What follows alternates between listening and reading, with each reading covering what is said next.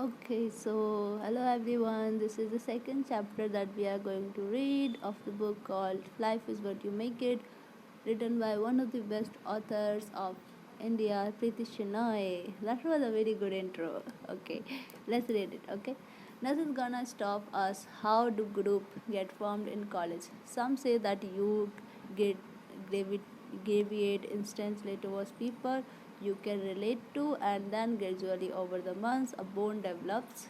It was not like that with my class. It felt as though a snooker player had hit a single hard strike, and we, like the snooker balls, had scattered in all the directions, random balls coming together with no predetermined plan. But of course, in reality, each shot is played with precious, and each strike is made with a purpose. And on deeper contemplation, you realize that the walls came together for a reason after all. Okay, that is so now the class, what to say, the college election is going on. If you are a regular student, then you would know that in college there are some election for the vice president of the college, president of the college, and many other elections are there. Major is vice president and president election. I didn't take part. I was away, even though they came to us and they then said to my group that please give your vote. It is very mandatory and all, but we didn't. We were like, fuck off. But it was good.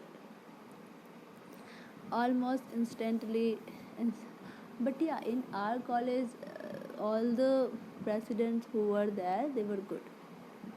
Yeah, you should take part in your college election. Okay. We had gravitated towards a gang of a group. There were 60 of us, but we had all fallen into our groups, with whom we hung out, exchanged notes, and had fun with. Yeah, in college, it's more about the groupism. There would be 5 or 7 people who would be in group, and like in school we used to have our friend circle, but even though we are in our friend circle, we would talk to other classmates also. We would know them. But in college nothing like this happens. What happens in college? You have a group. Mostly, I have seen in most of the colleges the same thing happens. Well, it is not the issue of college, it is the issue of the classmates after all. So there would be few group on the basis of the people. Suppose I am a very minimalistic person, right? So I always follow a very simple friend circle, not too fancy, so that it would take a lot of time for me to fit in, but not that simple also. Like medium is fine, so that even I can explore some things. I can be myself, I can be original, and that's much. It is like less messy or tension. So yeah, that is good. So according to your personality, you'll find a group. Go in that. Start to get in a group in your first month of your college, because after some time it becomes very hard, because everyone has their groups and you are alone. And I hate being alone. Means being alone is also good, but if you can be in a group, then why to be alone? And if you are happy that you are alone, then bless you. Like, awesome, you're good. Because at the end, I end up being alone. So yeah, almost okay. That happened, no? Okay. With whom we'll hang out, exchange our notes, and had fun with. Mine was a group of 4. Apart from me, there was Suvi, Zeni, and Charu. Suvi undoubtedly had the most dynamic personality in the group. She was short, but what she lacked in height, she made up in other areas. She was smart, stylish, and enthusiastic, with an attitude that was contagious. Most people warmed up her. Means she was good. She was beautiful, she was stylish, but she was short, but it's fine. She was bundle of energy, always ready for anything, a little impatient and reckless to add times. Charu, a tame brain, was a personification of the generalization that are made about them. She was studious, smart, and intelligent. She even wore glasses. Her aim was to become a chartered accountant, means a CA. Okay. Jenny was gentle, quiet, and sensible one. Her ambition was either to become a nun or do her MSW and take up social work. We came together like a patchwork, quiet and got along well despite our very different personalities. But what I did not accept to learn so quickly at college was the great Angel's Angel's bracement. A guy was staring at his crotch. Traditional. We were introduced, instructed, and included into it by our seniors when we shared a lecture with them.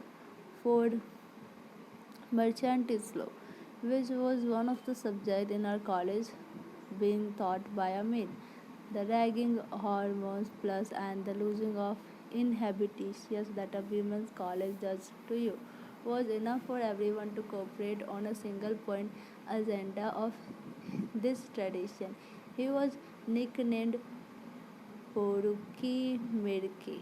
Porukki was a colloquial word in the local language. Loosely translated is to stood for an old or a good for nothing guy, implying he was a stick chaser, which was really ironic as it was the girls who were doing the pretend chase here, not him. The girls mostly stared very pointedly at his crotch. Throughout the duration of the lecture, he would begin by pretending not to notice, but of course he would notice. There was no way who could not see something as obvious and outrageous as that. But he couldn't do a thing. That unspoken rule was in mercantile class. We were allowed only a look at Miracle Crow. There were about 120 of us women, all starved of male company, and his looks did not deter us at all. Miracle was a middle-aged, short, slightly overweight professor with Portes at all, no, with port belly, and he always tucked his shirt in. He tuckled with inside the pant. He had a large mop of thick black oily curly with broad belly, and he always tucked his shirt in. He had a large mop of thick black oily curly hair and a mustache shaped like the head of a toilet cleaning brush. What is a metaphorical comparison? Okay. His eyes were tiny black slits on his chubby face and they darted quickly in all directions. It could have been a bad caricature of a hero and of a Malayalam movie. It would begin by explaining some concept in mentioned slow, earnestly, and then within 10 minutes, beads of sweat would begin appearing on his forehead. He would then take out his spotless white handkerchief and move his brows repeatedly. The girls were relentless. Even when he asked a question, the girl who stood up to answer would still not take her eyes away from his cloth. Okay, I really pitied the poor man, but secretly I wondered if he actually enjoyed it too. I doubted if he ever got any female attention outside the gates of the college. That was a lot. Good one, good one. Even we had a history teacher. He was somewhere like this. He was very small in size. He was dark in color, but still he managed to look handsome, right? He was very good. Even sometimes, even I was wondering that he's good looking, and the attention that he got from us, awesome. It was just wonderful. So yeah, it happens with most of the colleges, I think, especially in girls' college. If there would be some opposite gender teacher, like a male in a girls' college, that everyone will give them so much importance, would attend their classes, because our encounter with our opposite gender is very less, so we need to satisfy our eyes, so we just see our teacher. Wow, that is something like this happens in everywhere. My letters to Vibhav described all this and more. Our letter to each other were getting longer and longer. We became expert in anticipating how much postage would be needed for each letter. As the weeks sped out, letters to each other were out constant connection. Our link and happiness we derived from them kept both of us going. During the day, in the middle of some activity I was busily involved in, I caught myself thinking of something he had written and I found myself smiling. I caught myself making mental notes to tell him about little things that had just occurred. He wrote that it was the same for him. He said he never remembered being so enthusiastic about life before this. He said I gave him an answer, a purpose, and a meaning of his existence. I told him he was sentimental fool and he should write poetry. poetry. Secretly, of course, I loved it. He knew it too. I liked being adored. I like the feeling of being so important to someone. I like being the center of someone's world. Everyone loves it. I'm feeling very lonely right now. Okay, so that is very cool. So sweet and oh moment. Okay. So I okay, as I can interpret it, so Vaibhav is the lover, or we can say BF, but not BF till now. A boy uh, for whom she feels. Okay, so that is Vaibhav. Okay, and they both are writing letters to each other, because at that time the invent of technology was not that much, right? It is right now. Okay, a year flew by and I did not even feel it pass. Then, when my birthday, 18th birthday, was approaching, he decided that letter were not just enough. He said he wanted to talk to me.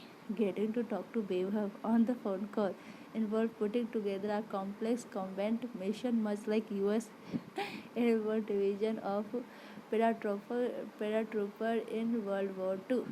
There were no mobile phones those days. It required detailed, precise planning, a lot of forethought and coordination down to the last detail. He had once tried the direct approach and called up a decent hour. My mother had answered the phone. He greeted her and she said, curt yes. She did not return the greeting. She said, Ankita cannot come to the phone right now, and had hung up abruptly. I was in my room and had heard every word. My ear burned with indignation, and tears of anger were swelling in my eyes, but I hid them well. There was no way I could argue with her.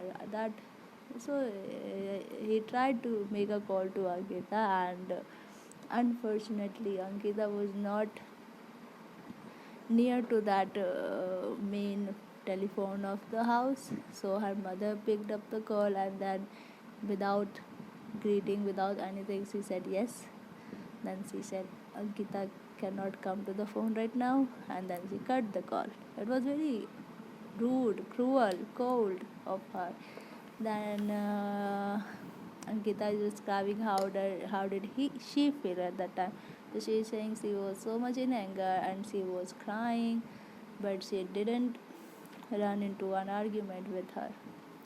That did not stop us though. We both agreed that a phone call would be considered successfully if we managed to speak each other for at least 4 minutes. Weaver had outlined three parts of four Operation Mission phone call. Why I'm smiling a lot, okay. Part one was pre-mission planning consideration, which were one, my brother had to be asleep. Second, my parents had to be out for their morning work, which they usually never missed. Part two was support forces, which were the telephone booth guy from where Vaibhav made those early phone calls should have woken up. Okay, so these are the three steps. First, her brother should be asleep. Second, her parents should be out of their house so that she could make a call. Third, Vaibhav called from a telephone booth so that person should be woken up. Okay. Vaibhav later told me that he had to shake his Burgess lid to or yell really loud into his ear. He always charged him 10 rupees extra. Early morning rates, he claimed. Oh. I should have woken up well on time so I could grab the phone or the first in the first ring as there was a chance of my brother waking up.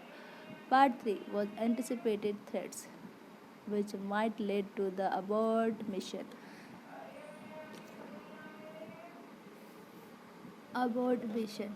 And these included my parents returning earlier than usual, my brother picking up the telephone extension and listening it, my calling up waiver was ruled out as I could not possibly sneak out to a telephone booth at night. During the day, I had tried twice to call his hostel phone. His bedmates would yell out for him.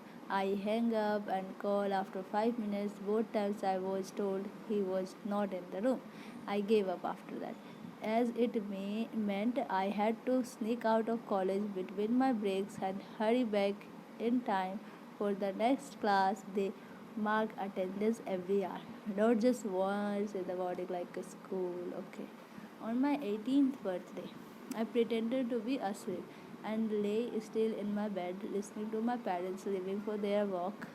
The metallic clank of the latch on the gate told me they had left. I tiptoed quietly into the living room where the extension of the telephone was and unplugged it. Then I went back into my parents' room and lifted the phone and listened for a dial tone.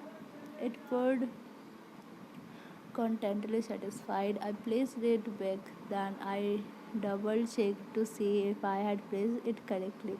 When you are waiting for a phone call, time seems to really drag. If you have even waited for a phone call, you know exactly what I'm talking about. I know that. You do not know what to do. You just wish that hope and phone will ring soon, right? You want time to fly.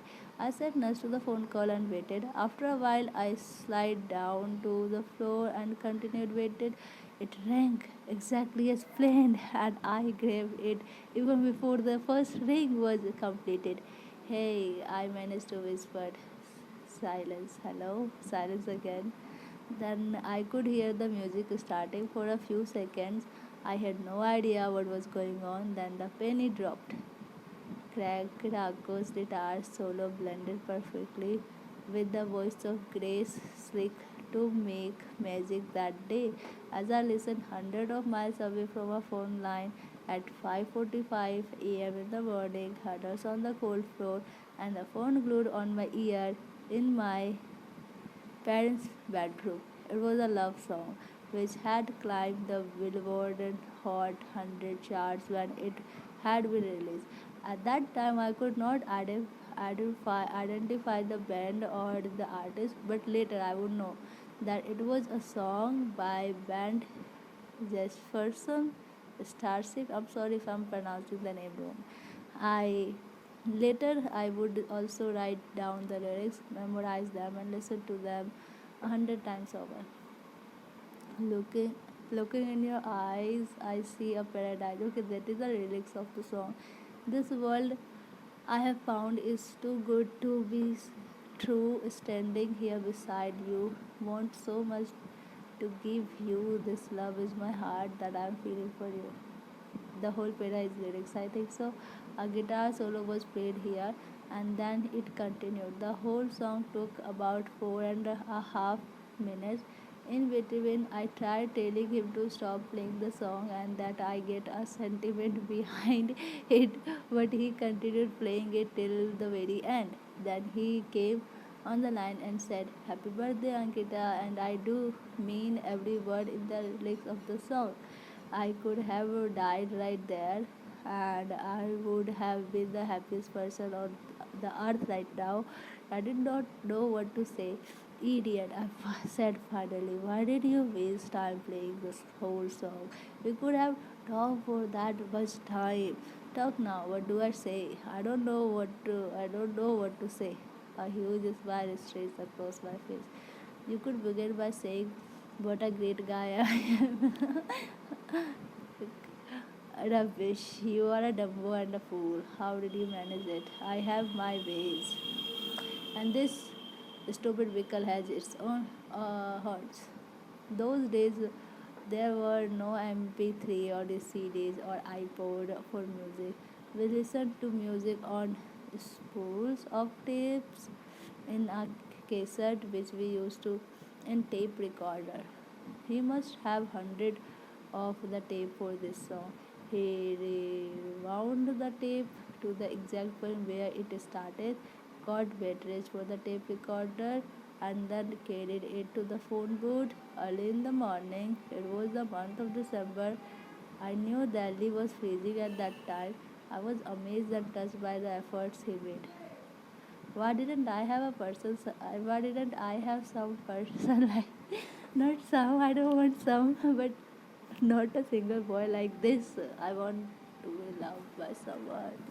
Okay, so he is saying all this stuff that he manages it quite early in the morning. All the TV, not TV, CD recorder, and the batteries early in the morning, 5:45 at that time in a telephone booth, and that early. Awesome. I wanted to talk for some more time to him. I did not want the phone call to end. I was feeling elected and on top of the world. Suddenly, all the crazy things that I had read in books about what people in love did were beginning to make sense. So were the countless little things that lovers in movies did. But somewhere, sense prevailed, as I also knew that if my parents will come back, it would ruin a perfectly great start to my birthday. That too, which was a milestone. I love you, baby.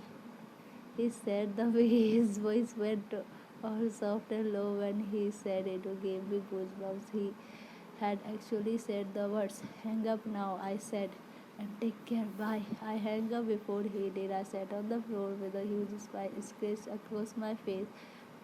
My heart sank.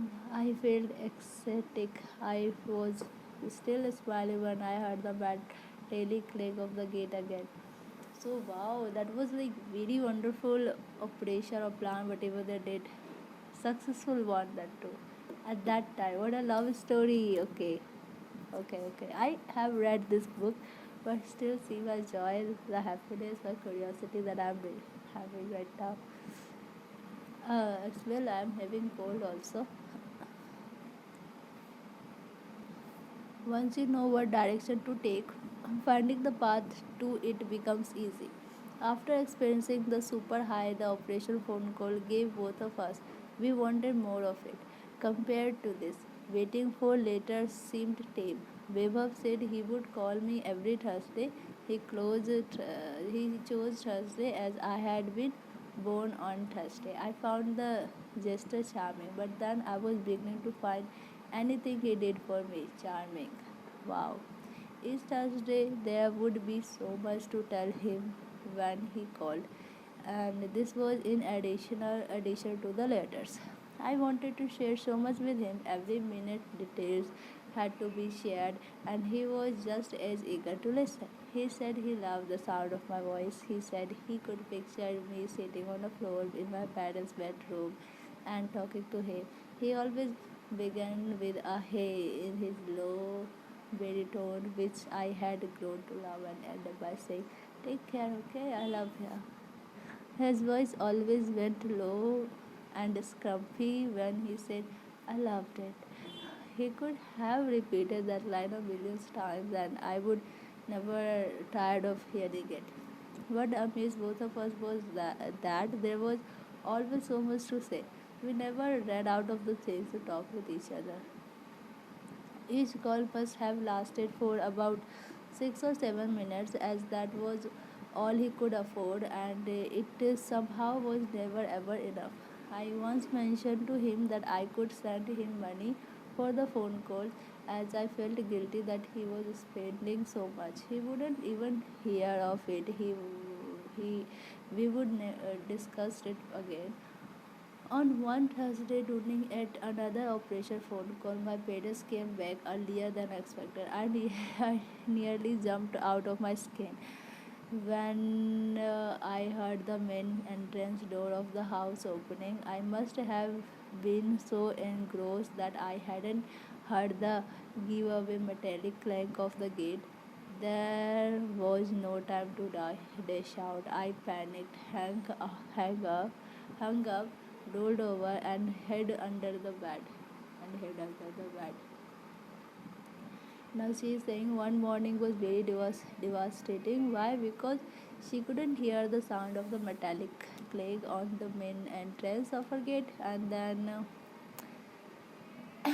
when her parents was about to come inside the house, and she had very less time and she had to manage all this stuff. So it was almost like her skin she is going to come out from her skin, but it didn't happen something such as like similar to this. And then she is sharing that it was that Weber is living in hostel, so she tried to call him in the noon time, but he wasn't there, right? So it was very hard for them to manage the call during her noon time. And then she was sharing that he didn't have much money, so only he could afford 6 minutes call once in a week on every Thursday. Why did he choose Thursday only? Because that was the day when Ankita came on this planet, right? And that's why he chose that. And after that, he she was insisting him that if you I can send you the money, right? Because you are spending too much, but he denied it. Okay. They found me there. The phone rang again. Weaver must have presumed that the line had got disconnected. My dad answered it and hung up. When three, there was no reply from the other end. I lay under the bed, as still as a rock, and fortunately for me, neither of my parents discovered me. I lay there for at least 45 minutes till my dad went out of the room. My mother was in the kitchen. I could tell by the sound. Later, I crawled out and bottled to safety, feeling exactly like a commando who moves from one trench to another during wartime. I knew Weber would call the next day, and I was back at the call waiting. He did. Idiot, I said. I nearly died. I had to lie under the bed for 45 minutes. You are a fool of the first order. Why the hell did you call back? You should have used your brain. He laughed and laughed and some more. I laughed along with him, delighted to hear the sound of his laughter. How was I to know? He said when he finally stopped laughing. I nearly jumped out of the phone booth myself and your dad answered. I hung up and quickly that day. I did not have the stomach to risk another trench operation. Good chapter. That was a good lie. How did I know? Even I jumped out of the phone booth when I heard your dad answer the call. So great. Okay, so yeah, I can't wait for the third chapter. It is going amazing. I'm enjoying the story a lot, even though I have read it before, but still, I just want to finish it very soon now. But if it would be somewhere physical book, it would be easy for me to read, but it is inside my phone, so it is not that good. I don't like reading ebooks a lot, but sometimes it is good, sometimes not, but it's okay. I hope that we all will meet our soulmate. Oh God, wish that we can meet our soulmates, right? Crossing the finger. Okay, see you soon. Love you.